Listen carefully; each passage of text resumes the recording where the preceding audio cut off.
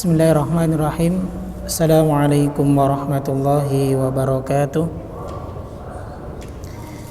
Innal hamdalillah nahmaduhu wa nasta'inuhu wa nastaghfiruh wa na'udzu bihi min shururi anfusina wa sayyiati a'malina may yahdihillahu fala mudilla lahu wa may yudlil fala hadiyalah.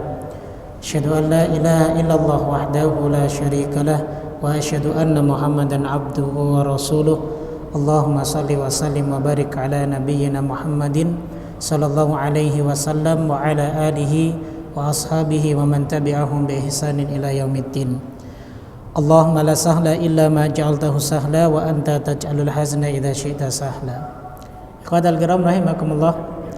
Alhamdulillah, pertama puji syukur kita panjatkan kepada Allah Subhanahu wa taala yang senantiasa memberikan nikmatnya kepada kita sehingga kita mampu menjalankan aktivitas kita sebagai seorang muslim.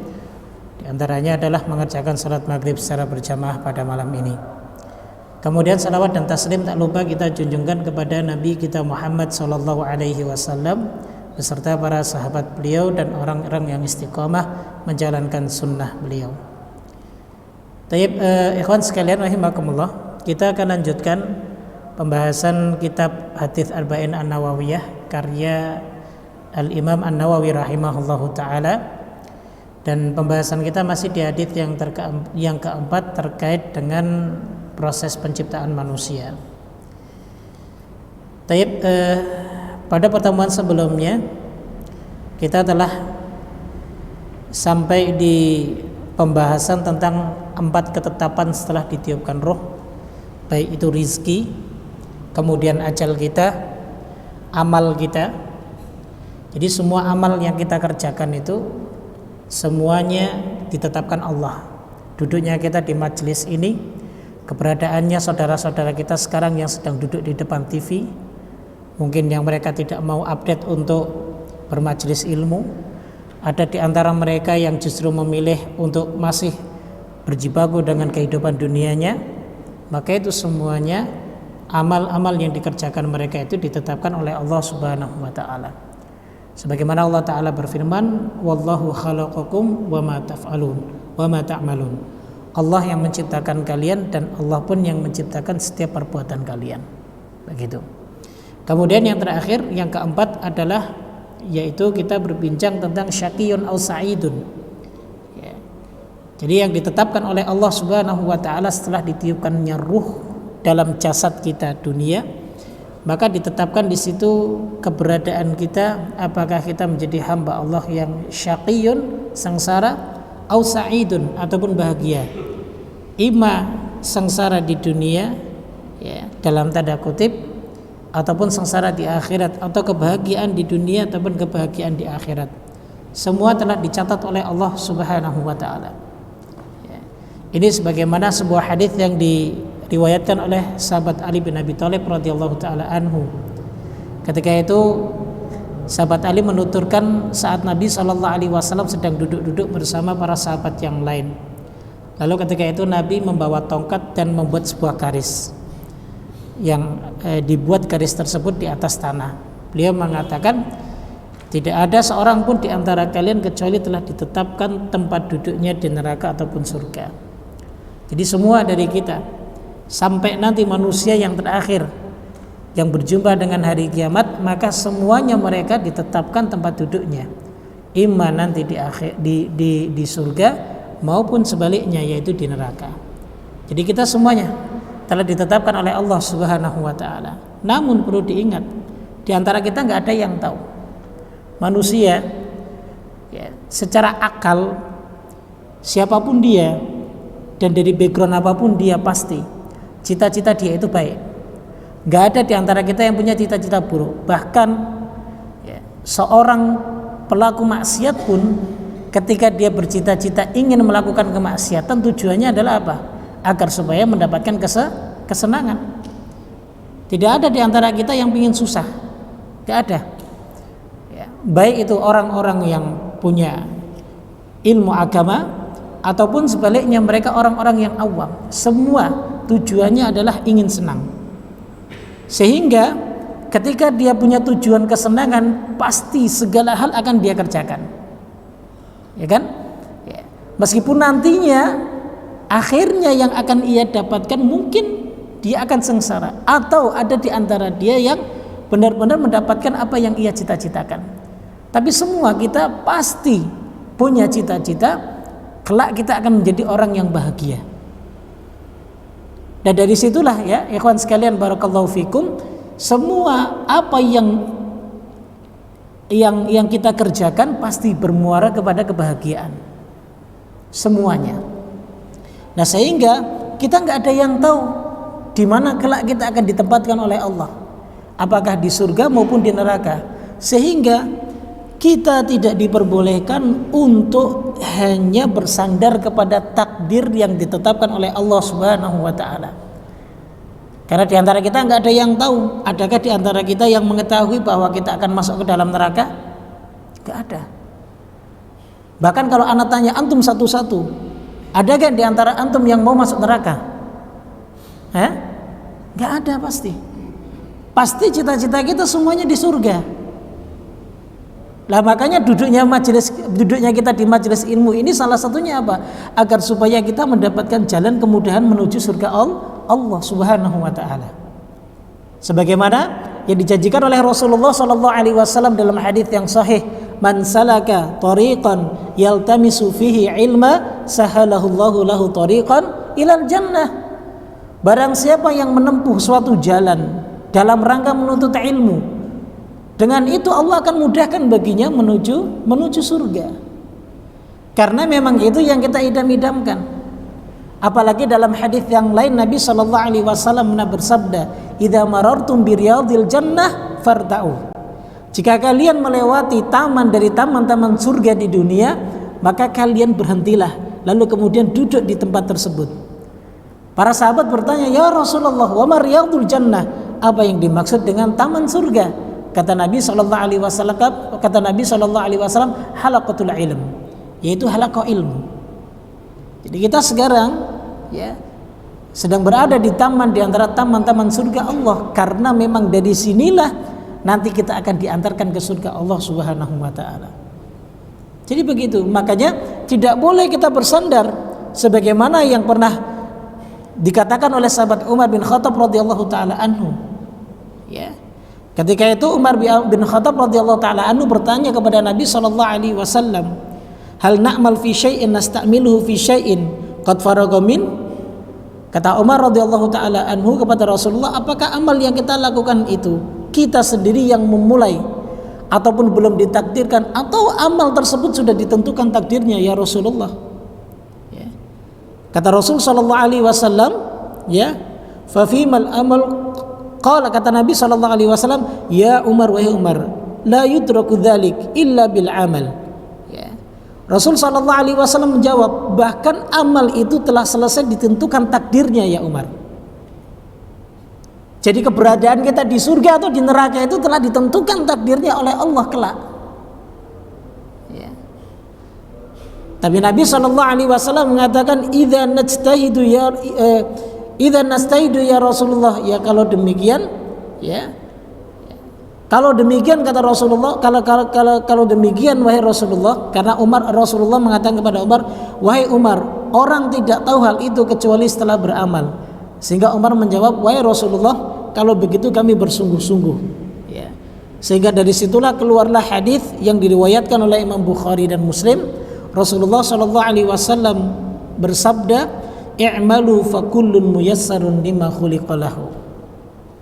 Udah beramal saja, kerjakan yang nantinya bisa memberikan manfaat untuk kalian. Maka disitulah nanti Allah Subhanahu wa taala akan memudahkan kita. Ya bagi kita yang hanya pasrah kepada takdir, sedangkan takdir itu nggak kita ketahui.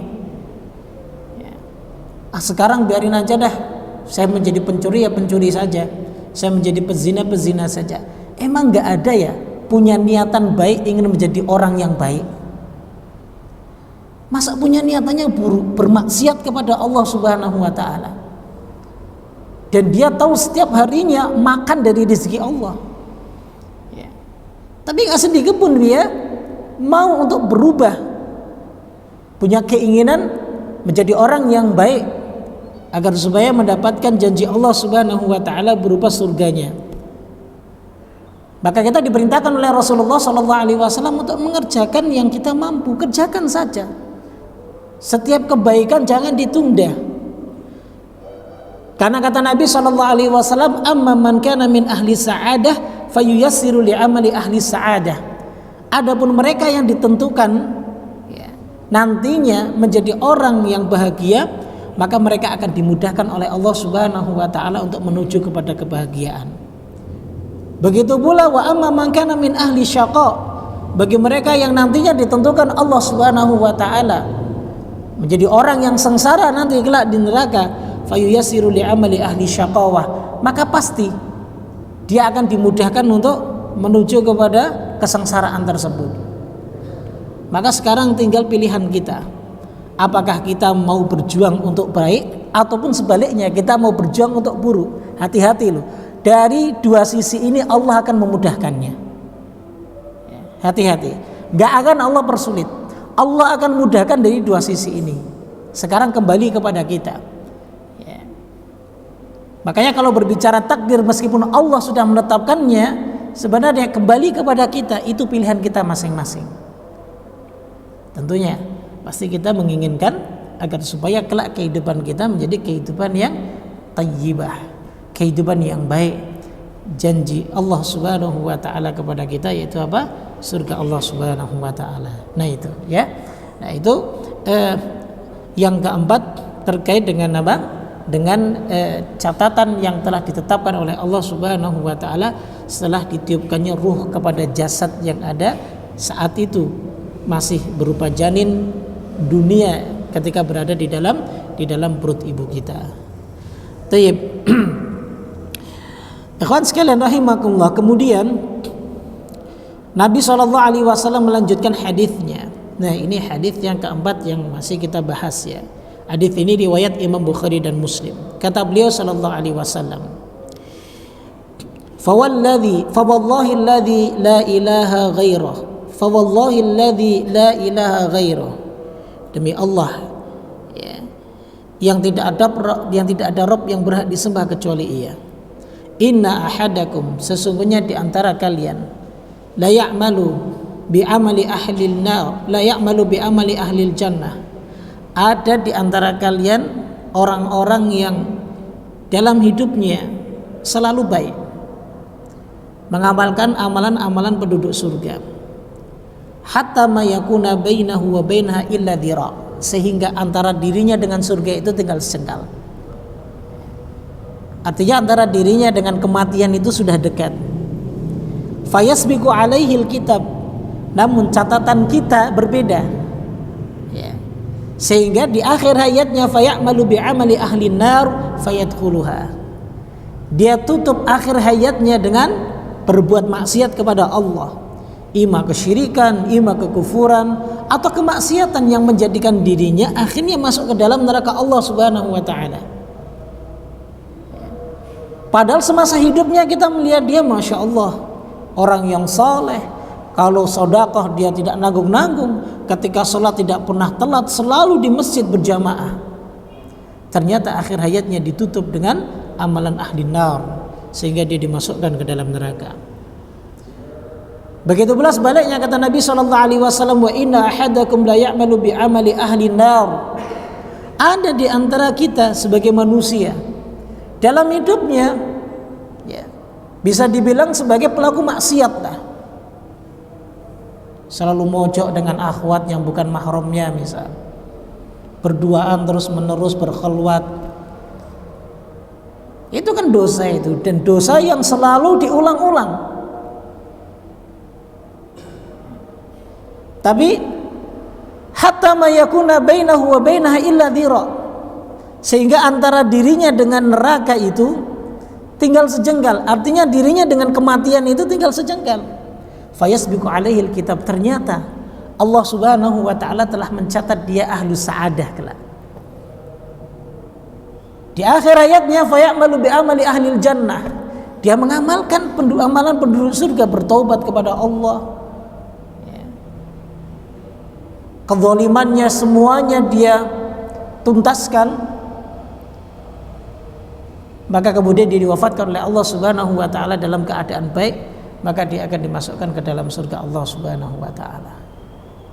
Jadi nggak ada yang tahu catatan takdir kita itu, apakah kita berada bersama orang-orang yang syaqo, yang sengsara, ataupun sebaliknya kita berada di golongan orang-orang yang bahagia.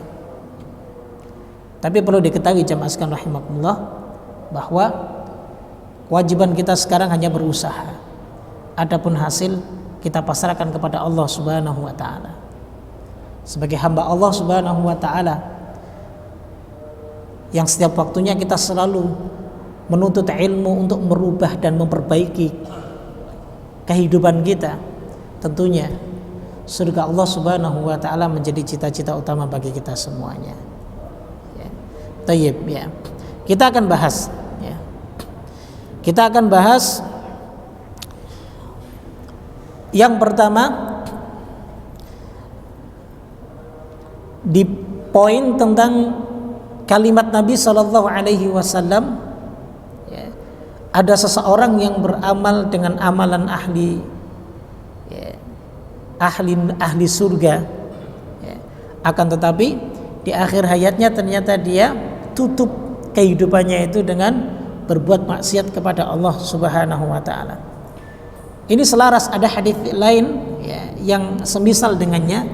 Hadis ini juga diriwayatkan oleh Imam Bukhari dan Muslim dari jalur sahabat Sahal bin Sa'ad As-Sa'idi. Rasulullah SAW bersabda, innal abda la ya'malu fima yaron nasu amala ahlil jannah wa innahu lamin ahlin nar. Ada seseorang yang dimana dia beramal dengan amalan ahli surga menurut yang tampak di hadapan manusia. Kadang-kadang kita ini ketika menilai seseorang, ya karena memang itulah, kita hanya diperintahkan menilai orang itu dari sisi zahirnya saja. Kau melihat si fulan kok dia baik luar biasa, sholatnya rajin, ibadahnya rajin, dan yang lain sebagainya, baca Qur'annya rajin, kemudian sedekahnya juga rajin. Orang-orang seperti ini ada dulu di zaman Nabi Shallallahu Alaihi Wasallam yang semisal.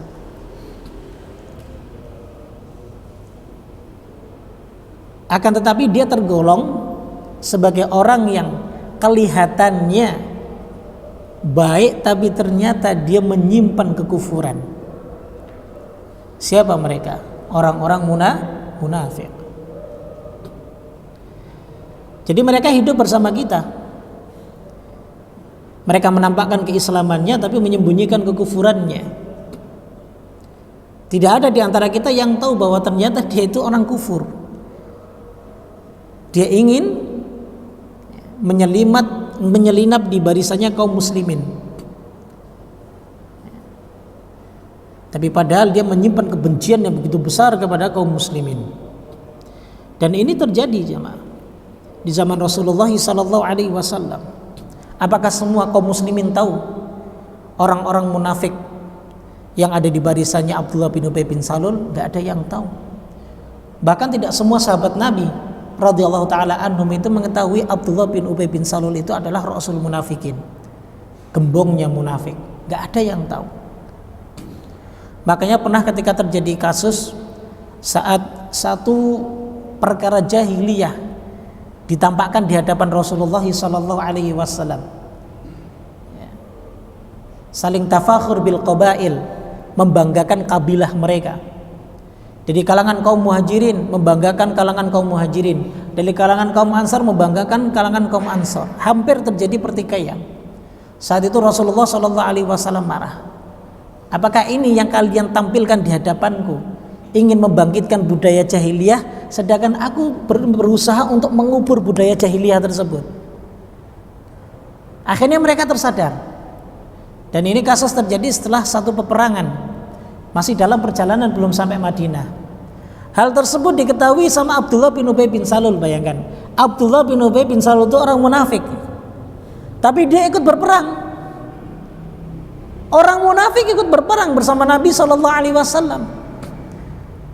Ketika pulang dari peperangan, di perjalanan, mulailah Abdullah bin Ubay bin Salul mengatakan demikian. Ya. Ini masuk ke dalam Al-Quran surat Al-Munafikun. Ya. Ia mengatakan begini, la nukhrijanna la'azzu minhal adal. Tenang aja. Kalau kita sudah sampai di Madinah, orang-orang mulia nanti akan mengusir orang-orang yang hina. Jadi dia anggap dirinya mulia dan dia ingin mencoba mengompori kaum Ansor agar supaya ada pertikaian dengan kaum Muhajirin. Dan orang-orang Muhajirin itu mereka orang-orang hina yang terusir dari Mekah kemudian minta perlindungan ke Madinah. Dianggap oleh Abdullah bin Ubay bin Salul demikian. Mendengar hal itu ada seorang sahabat yang masih muda namanya Zaid bin Arqam. Dilaporkan kepada Rasulullah SAW berita tersebut. Nah, Abdullah bin Ubay bin Salul mendengar ada yang lapor, langsung datang ke Rasulullah. Enggak ya Rasulullah, enggak ada yang ngomong demikian. Sampai Zaid bin Arqam ini saking malunya, ketika dia ngotot, dia mendengarnya sendiri dari Abdullah bin Ubay bin Salul dari lisannya. Ketika itu bergerombol dengan antek-anteknya, tapi enggak mau mengaku di hadapan Rasulullah SAW. Ya. Nah Umar yang percaya dengan anak kecil ini langsung dia mengatakan, ya Rasulullah, izinkan aku untuk memenggal tuh kepalanya Abdullah bin Ubay bin Salul. Apa kata Rasul Shallallahu Alaihi Wasallam? Ini bukti. Apa kata Rasul Shallallahu Alaihi Wasallam? Jangan sampai nanti kaum muslimin akan mengatakan bahwa Muhammad telah membunuh sahabatnya. Muhammad telah membunuh sahabatnya. Berarti saat itu kaum muslimin tidak banyak yang tahu bahwa Abdullah bin Ubay bin Salul itu adalah Rasul munafikin. Gak semuanya tahu. Nah itulah busuknya Abdullah bin Ubay bin Salul. Ingin merusak Islam, tapi masuk ke dalam barisan kaum muslimin. Nah orang-orang yang seperti ini disebut sebagai orang-orang munafik yang terkadang kita memandangnya ini ahli surga, ahlul jannah nih, Masya Allah ibadahnya baik, sholatnya rajin, baca Qur'annya luar biasa, bahkan hatta ada yang hafal Al-Quranul Karim, tapi ternyata hatinya menyimpan kebencian terhadap Islam itu sendiri. Maka ini kalimat yang disebutkan oleh Nabi Sallallahu Alaihi Wasallam, ya, ketika manusia melihat dia ahlu surga, ternyata fahuwa min ahli nar, dia tadi penduduk neraka. Itu contoh yang pertama. Kemudian ikhwan, contoh yang kedua adalah orang yang beramal dengan amalan ahli surga, tapi amalannya selalu dia iringi dengan riya.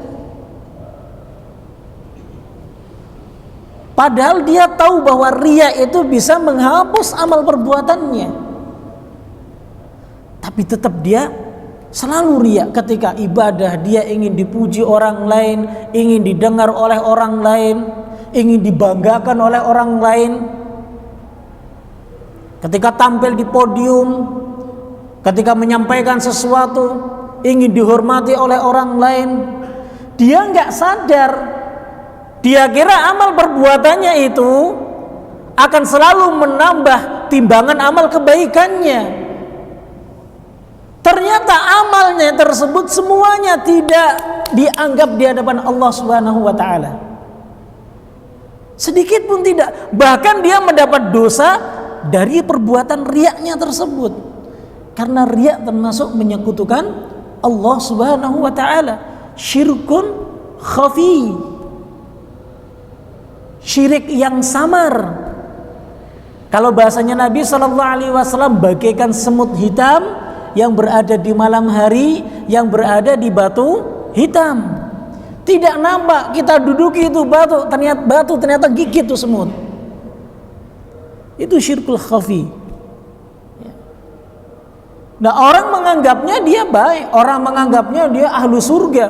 Bahkan terkadang orang tersebut yang dia riak menganggap dirinya telah beramal soleh, telah melakukan kebaikan yang begitu banyak. Ternyata semua amal perbuatannya tidak sedikit pun dicatat kebaikan oleh Allah Subhanahu wa taala. Wal'iyadzubillah, Pak. Rugi kita. Maka hati-hati ikhwan, jangan sampai kita campuri amal perbuatan kita dengan kita ingin dipuji oleh makhluk Allah Subhanahu wa taala, ingin diridhoi oleh makhluk Allah Subhanahu wa taala. Enggak perlu keridhaan makhluk, cari ridha Allah Subhanahu wa taala. Nabi kita alaihi salatu wasallam sudah memberikan nasihat kepada kita. Kata beliau alaihi salatu wasallam dalam hadis yang sahih, "Man iltamasa ridallah bi sakhatin nas." Siapa yang mencari keridhaan Allah meskipun manusia murka kepadanya, Allah akan jadikan manusia kelak akan ridho kepada dia. Sebaliknya, yang kalau kita cari adalah ridho manusia, Allah murka kepada kita, dan kelak nanti semua manusia akan murka juga kepada kita. Makanya Imam Syafi'i rahimahullah ta'ala menasihati kita, ridhon nas ghayatun la tudrak. Ridho manusia itu adalah sebuah tujuan dan cita-cita yang gak akan mungkin bisa kita gapai. Nonsen kita akan mendapatkan keridhaan manusia, karena setiap manusia akan berpandangan beda terhadap kita. Itu contoh yang kedua, ya. Seakan amalan kita ini amalan ahli surga, ternyata semua amalan itu tertolak. Sebab karena apa? Karena riya. Dan jatuhnya kita pun mendapatkan dosa riya itu juga. Taib. Ikhwan sekalian rahimakumullah. Ya. Kemudian yang ketiga, contoh yang ketiga adalah orang yang pada masa hidupnya beramal dengan amalan ahli surga, akan tetapi di akhir hayatnya dia digoda oleh syaitan sehingga terkena fitnah syahwat dan syubhat. Di akhir hayatnya dia mengamalkan amalan ahli neraka, dengan itu dia dimasukkan ke dalam neraka. Wal'iyadzu billah. Ini banyak kasus terjadi. Contoh, sahabatnya Nabi Musa alaihi salatu wassalam, seorang alim dan doanya masyhur. Doanya selalu diterima oleh Allah Subhanahu wa taala. Dan terkenal di zaman Nabi Musa alaihi salatu wassalam. Dia adalah Bal'am bin Bawra. Ya. Bal'am bin Bawra. Ya. Di dalam Al-Qur'an surat Al-A'raf Allah Subhanahu wa taala menyebutkan kisah ini. Ya. Allah sebutkan kisah ini. Bahkan Allah memberikan perumpamaan kepada Bal'am bin Bawra itu apa? Kal qalbi yalhath in tahmil au tatrukhu yalhath. Orang-orang begini itu seperti anjing yang menjulurkan lidahnya. Kau biarkan dia, tetap anjing itu menjulurkan lidahnya. Atau kau hardik dia, tetap anjing itu menjulurkan lidahnya. Karena memang sifat anjing itu selalu menjulurkan lidahnya. Ini yang diperumpamakan Allah Subhanahu wa taala kepadanya. Sebab karena apa? Karena kecintaannya dia kepada dunia. Dia memilih kehidupan dunia dibanding dia memilih kehidupan akhiratnya. Luar biasa, ikhwan. Bal'am bin Bawra itu doanya tidak pernah ditolak oleh Allah Subhanahu wa taala. Jadi di zaman Nabi Musa alaihi salatu wasallam banyak mereka dari kalangan Bani Israel yang datang kepada Bal'am bin Bawra, minta doa dikabulkan oleh Allah. Suatu waktu Bal'am bin Bawra ini diutus oleh Nabi Musa alaihi salatu wasallam untuk ke negeri Madian, untuk berdakwah kepada Raja Madian saat itu. Tibalah Bal'am bin Bawra di sebuah negeri yang namanya Madian. Singkat cerita, dia melihat negeri itu luar biasa megahnya, berbeda dengan wilayahnya. Ya. Jadi bangunan-bangunannya pun sudah modern. Kalau kita bandingkan misal, ya, contoh kalau saya dari Pekalongan ya, datang ke Jakarta, luar biasa. Kita melihat gedung-gedung pencakar langit, ya, banyak sekali. Kita tertegun. Atau mungkin kita orang Indonesia pergi ke Qatar atau pergi ke Dubai, melihat begitu luar biasa hinar-dinar kehidupan duniawiyah yang begitu indah, kita akan tertegun. Dan saat itulah syaitan mulai memainkan ya, jerat-jeratnya. Bal'am bin Bawra yang tujuan awalnya adalah ingin berdakwah kepada raja negeri Madian yang menyembah berhala, akhirnya ditawari ke ya, satu wilayah untuk dipimpin oleh dirinya dan diberikan kehidupan hinar-dinar duniawiyah. Akhirnya dia tertipu dengan itu. Dia terjatuh kepada kekufuran. Dia menjual agamanya dengan harga yang sangat murah sekali. sehingga dia kufur dan matinya ia dalam keadaan kafir. Tidak ada yang tahu. Doanya mustajabah, dekat dengan Nabi Musa, dekat dengan Allah Subhanahu wa taala. Ternyata matinya dalam keadaan kufur. Ada seorang sahabat dulu yang bernama Rojal. Ini sahabat yang selalu dipuji-puji oleh Abu Bakar As-Siddiq radhiyallahu taala anhu. Dia selalu melakukan amalan-amalan ahlu surga. Suatu waktu Nabi SAW mengutus dia untuk berdakwah kepada Musailamah Al-Kadzab. Musailamah Al-Kadzab ini adalah di antara nabi palsu yang muncul ketika Rasulullah SAW telah mengumumkan bahwa beliau adalah seorang nabi dan rasul utusan Allah Subhanahu wa taala. Banyak sekali selain daripada Musailamah Al-Kadzab, ada Al-Aswad Al-Unsi dan yang lain sebagainya. Ketika Rajal ini sampai ke tempat Musailamah Al-Kadzab, bukannya mendakwai tapi didakwai oleh Musailamah Al-Kadzab, sehingga ia lebih percaya dengan lisannya Musailamah Al-Kadzab dan dia meninggalkan agamanya Rasulullah SAW, mati dalam keadaan murtad. Kemudian contoh lagi Ubaidillah bin Jahsy, ini masih saudara Rasulullah SAW, masih marganya Zainab istri Nabi SAW, dan dia ikut hijrah 2 kali ke Habasyah saat terjadi tekanan-tekanan dari orang-orang kafir Quraisy kepada kaum muslimin. Maka Rasul SAW memerintahkan sebagian para sahabat untuk hijrah ke Habasyah, karena diketahui Raja Najasyi yang memimpin di Habasyah itu rajanya sangat adil sekali.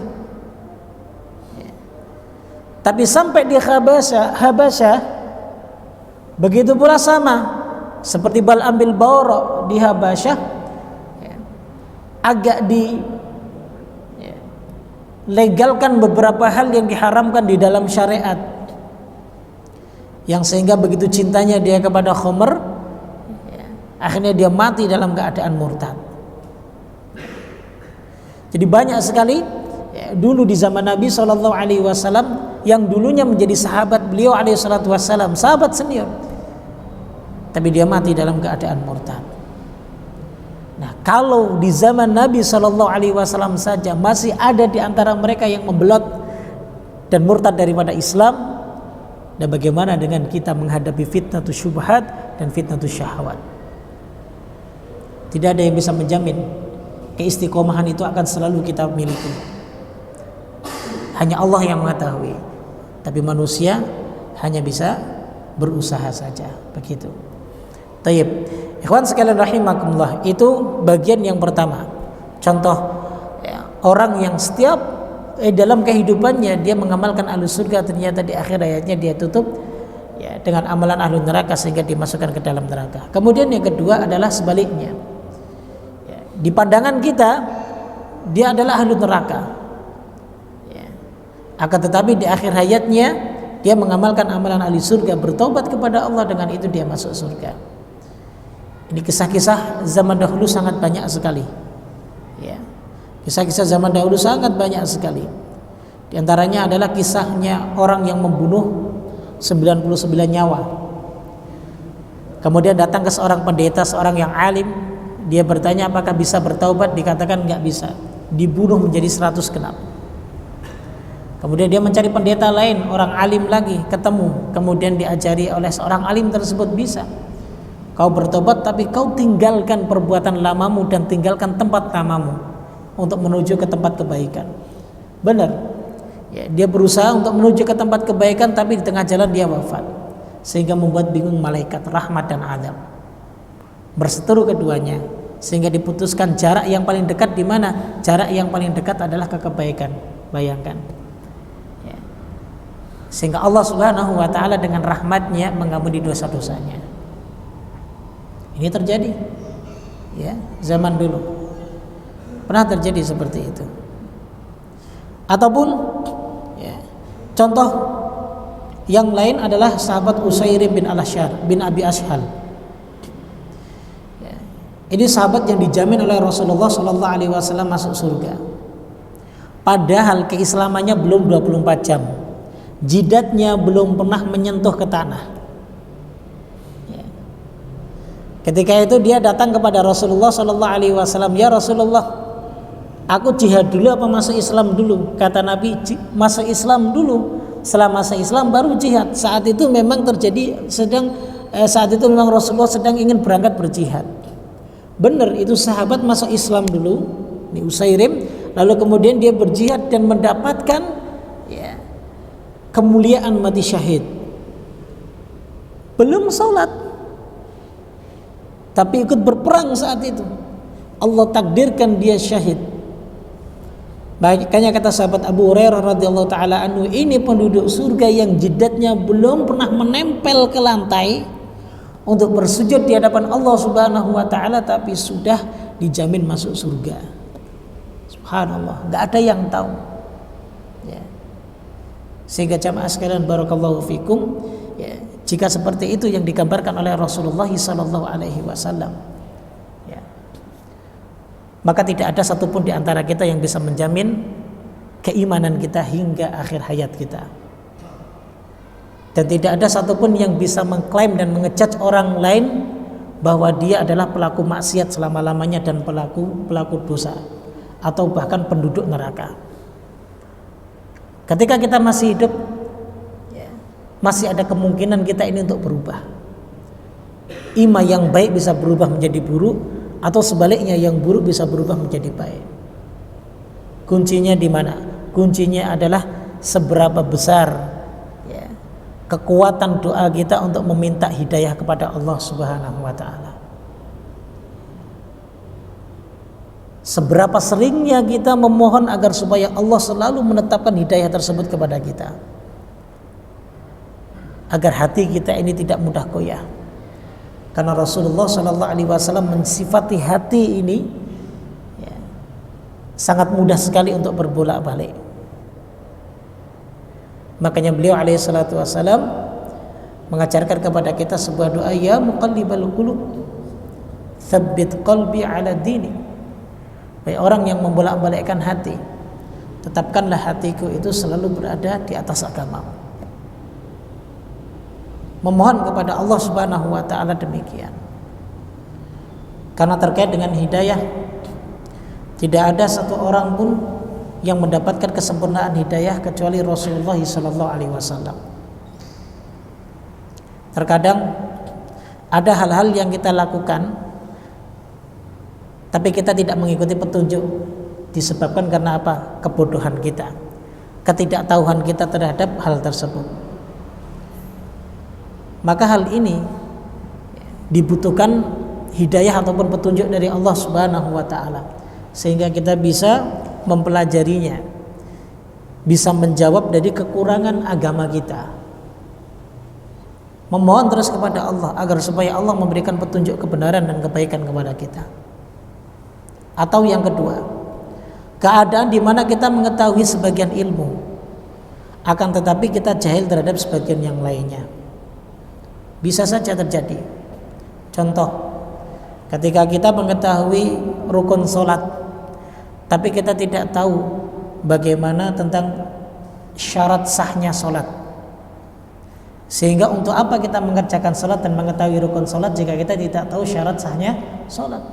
Diterima tidak? Nggak diterima sholat kita. Andaikan kita sholat tapi masih berhadat, ataupun sholat kita menghadap bukan ke arah kiblat, diterima tidak? Tidak diterima meskipun kita mengetahui rukun-rukun sholat. Dan saat itu kita butuh hidayah dari Allah Subhanahu wa taala agar Allah menuntun kita. Atau keadaan yang ketiga, di mana kita faham terhadap satu ilmu tapi tidak bisa mengamalkannya. Dan ini sering terjadi pada kita. Belajar kemana-mana, ke masjid A, masjid B, masjid C, masjid D, tapi tidak satupun ilmu tersebut bisa merubah kehidupan kita, tidak bisa merubah akhlak kita, tidak bisa merubah adab kita. Dan untuk apa kita menuntut ilmu kalau hal itu tidak bisa merubah diri kita? Ya. Maka itu butuh hidayah dari Allah. Atau terkadang keadaan kita yang meyakini sesuatu, ternyata sesuatu yang kita yakini itu tidak benar di mata Allah. Bisa jadi yang kita yakini itu tidak benar di mata Allah Subhanahu wa taala. Nah, ini lebih berbahaya lagi. makanya hidayah saat itu diperlukan. Dan yang kelima terakhir, terkadang keadaan di mana ketika kita sudah benar-benar memiliki hidayah, tapi kita tidak bisa menjamin apakah hidayah tersebut ya, bisa Allah tanamkan dalam hati kita hingga akhir hayat kita. Makanya minimal kita diajarkan oleh Allah untuk memohon hidayah kepada Allah 17 kali dengan kita menyebut kalimat ihdinas siratal mustaqim ya. Nah, sekali lagi, innamal a'malu bil khawatim, sesungguhnya amal itu tergantung dengan akhir ya kita. Sehingga bukan berarti ya, sekarang kita diperbolehkan untuk berfoya-foya, untuk bersenang-senang dan bermaksiat, tapi setidaknya kalau kita tahu bahwa ajal itu tidak ada yang tahu kapan akan menjemput kita, maka kita harus waspada dan selalu memperbaiki amal kita. Jangan sampai kita tutup kehidupan kita yang sebelumnya kita sudah menjadi orang yang baik, justru kita tutup dengan bermaksiat kepada Allah Subhanahu wa taala. Nah, inilah hadis yang keempat, ikhwan sekalian rahimakumullah.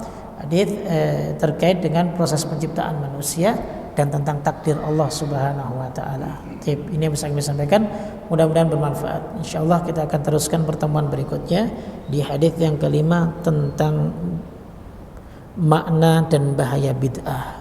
Wallahu taala alam bissawab. Sebelum saya tutup, mungkin ada yang ditanyakan, silahkan.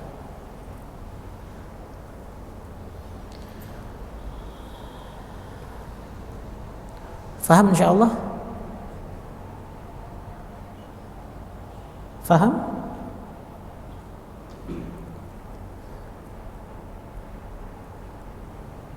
Kalau faham dan tidak ada yang perlu ditanyakan, kita cukupkan saja. Subhanakallah bihamdik. Oh, nah, silakan. Tentang ya.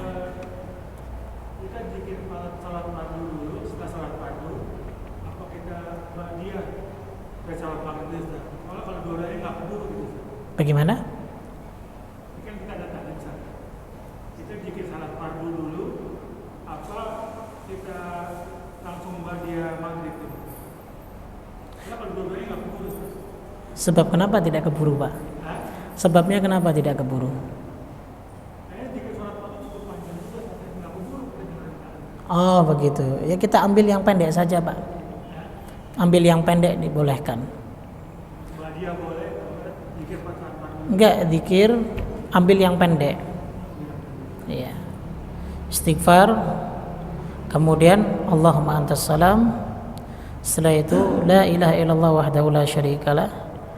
Allahumma a'inni ala dzikrika wa syukri ibadatik. Allahumma la mani alima atat wa la mu'ti lima mana'ta wa la yanfa'u jati mikal jatu.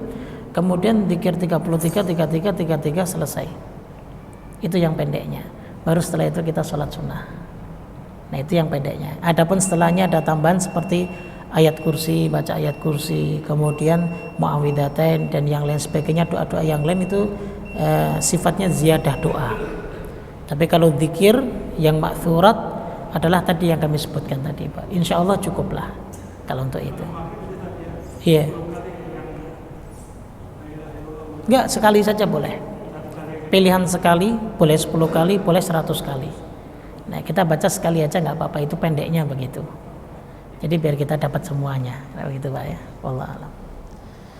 Baik, kita ucapkan subhanakallah wa bihamdik, asyhadu an la ilaha illa anta astaghfiruka wa atubu ilaik. Assalamualaikum warahmatullahi wabarakatuh.